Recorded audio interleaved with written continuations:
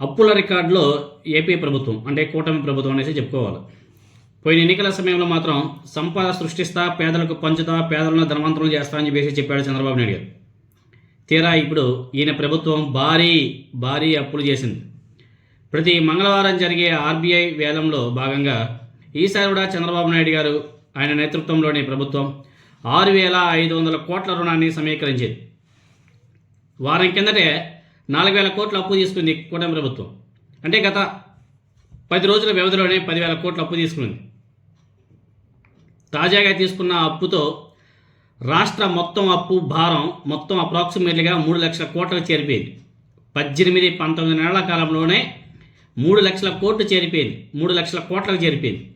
మరి ఈ 3 లక్షల కోట్ల రూపాయలు ఎక్కడ ఇన్వెస్ట్మెంట్ చేశారు, ఏ డెవలప్మెంట్ యాక్టివిటీస్ కోసం ఖర్చు పెట్టారనేది మాత్రం ఎవరికి లేదు. ఈవెన్ ప్రభుత్వం దగ్గర కూడా లెక్కలు ఉండవు. దేశంలోనే అత్యధిక అప్పులు చేసిన రాష్ట్రాల జాబితాలో ఆంధ్రప్రదేశ్ అగ్రస్థానంలో నిలిచింది.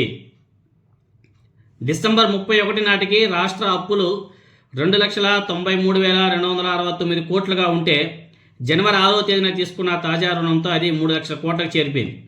అంటే 18-19 నెలల కాలంలోనే అంత భారీగా అప్పులు చేయడం ఉమ్మడి ఆంధ్రప్రదేశ్ రాష్ట్ర చరిత్రలోనే ఇదే తొలిసారి.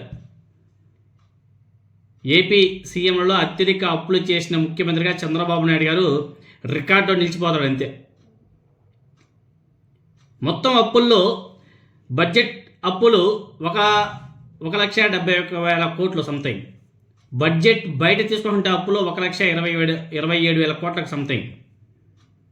కాకు లెక్కల ప్రకారమే 2024 నుంచి 2025 ఆర్థిక సంవత్సరం మార్చి వరకు నిర్ధారిత అప్పు 81,597 కోట్లు ఉంటే 2025-26 ఆర్థిక సంవత్సరంలో నవంబర్ వరకు 77,000 కోట్లకు అప్పు నమోదైంది.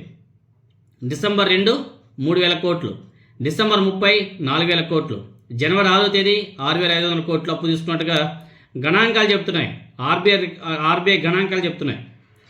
ఇంకా బడ్జెట్ బయట వివిధ కార్పొరేషన్ల ద్వారా ప్రభుత్వం భారీగా రుణాలు తీసుకుంది.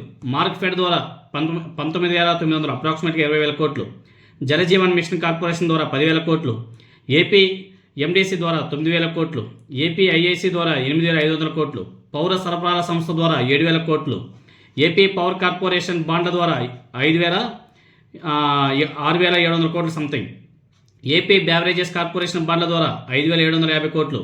వీటికి అదనంగా డిస్కంలో విద్యుత్ సంస్థలు, నాబార్డులు, ఎస్బీఐ, ఇతర బ్యాంకుల నుంచి 1,000 కోట్ల రుణాలు సమీకరించింది కూటమి ప్రభుత్వం. అమరావతి అభివృద్ధి పేరుతోనే అప్రాక్సిమేట్గా 50,000 కోట్లు అప్పు తీసుకుంది కూటమి ప్రభుత్వం. ప్రపంచ బ్యాంక్, ఏషియన్ డెవలప్మెంట్ బ్యాంక్ ద్వారా 15,000 కోట్లు, హట్కో ద్వారా 11,000 కోట్లు, నాబార్డు ద్వారా 7,400 కోట్లు సంథింగ్, కేఎఫ్డబ్ల్యూ నుంచి 5,000 కోట్లు, ఎన్ఏబిఎఫ్డి నుంచి 7,500 కోట్ల రుణంగా తీసుకుంది కూటమి ప్రభుత్వం. దీనికి అమరావతి అభివృద్ధిలో భాగంగా తీసుకుంటే అప్పు ఇవన్నీ కూడా. పెరుగుతున్న అప్పుల భారం రాష్ట్ర ఆర్థిక పరిస్థితి మీద ఎలాంటి ప్రభావం చూపుతుందన్న అంశం మీద ఆర్థిక వర్గాల్లో అంటే ఫినాన్షియల్ ఎక్స్పర్ట్స్ ఉంటారు, వాళ్ళంతా కూడా దీని మీద చర్చిస్తున్నారు. సంపద సృష్టిస్తాను, పంచుతాను, పేదలను ధనవంతులను చేస్తానని చెప్పేసి ప్రగల్భాలు పలికినట్టు చంద్రబాబు నాయుడు గారు అధికారంలోకి వచ్చిన నాటి నుంచి రికార్డు స్థాయిలో అప్పులు చేస్తున్నాడు. అప్పు ద్వారా తెచ్చేటువంటి డబ్బు ప్రజలకు కూడా పంచకుండా ఎక్కడ దాచిపెడుతున్నాడు అన్నది కూడా ఇక్కడ ప్రశ్నార్థకం. ప్రతి ఒక్కరు కూడా ప్రశ్నిస్తున్నారు. ఇదిలా ఉంటే సీఎం చంద్రబాబు నాయుడు గారు, డిప్యూటీ సీఎం పవన్ కళ్యాణ్ గారు, మంత్రి నారా లోకేష్ గారు ప్రత్యేక విమానాల్లో, ప్రత్యేక హెలికాప్టర్లకు ప్రభుత్వ నిధులు దుబారా చేస్తున్నారనే విమర్శ కూడా గట్టిగా వినబడుతుంది. మొన్నే మన వెంకయ్య నాయుడు గారు కూడా స్టేట్మెంట్ ఇచ్చాడు. లక్షల కోట్లు అప్పు చేసుకుంటూ పోతున్నారు, ఈ 19 నెలల కాలంలోనే 3 లక్షల కోట్లు అప్పు చేశారు, ఈ డబ్బులన్నీ కూడా ఎందుకు మీరు అప్పులు చేసుకుంటారో, ఎందుకు ఈ విధంగా వేస్ట్ చేస్తున్నారో అని చెప్పేసి ప్రశ్నించాడు. విద్యను ప్రైవేట్ పరం చేస్తున్నారు, వైద్యాన్ని ప్రైవేట్ పరం చేసేస్తున్నారు, ఇది మంచిది కాదు, ఈ రెండు ప్రభుత్వ అధీనంలోనే నడవాలి, అప్పులు తగ్గించాలని చెప్పేసి మొన్న వెంకయ్య నాయుడు గారు కూడా స్టేట్మెంట్ ఇచ్చాడు. సూటిగా చెప్పచ్చు కదా నారా చంద్రబాబు నాయుడు గారికి, అలా మీటింగ్లలో చెప్పడం కన్నా.